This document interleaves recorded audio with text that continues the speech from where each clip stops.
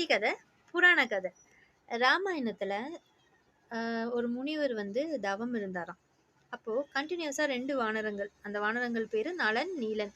இந்த 2 வானரங்களும் அந்த முனிவர டிஸ்டர்ப் பண்ணிட்டே இருந்திருக்கு.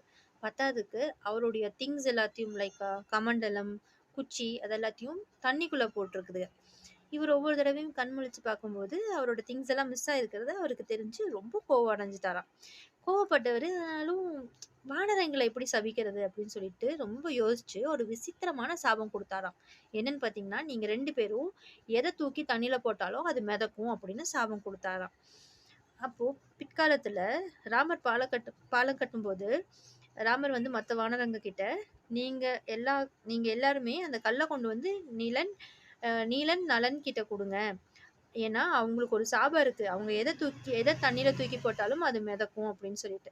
ஸோ எல்லா வானரங்களுமே அந்த கல்ல வந்து நீலன், நலன் அவங்க கிட்ட தான் வந்து குடுப்பாங்களாம். ஸோ அது மூலியமா போடுற கல் எல்லாமே கடல்ல மிதந்துச்சாம். அது மூலியமா தான் அந்த பாலம் கட்டி அம் இலங்கைய ரீச் பண்ணியிருக்காங்க. ஸோ யார் ஒருத்தைங்க அவங்களுக்கு கிடைச்ச சாபத்த கூட வரமா மாத்துறாங்களோ, அவங்களுக்கு வரலாற்றுல ஒரு இடம் இருக்குங்க. ஸோ நாமளும் நம்ம வாழ்க்கையில நமக்கு கிடைச்ச சாபங்கள வரமா மாத்தணும் அப்படின்னா, நமக்கும் கண்டிப்பா வரலாற்றுல இடம் இருக்கும். மாற்றுவோமா?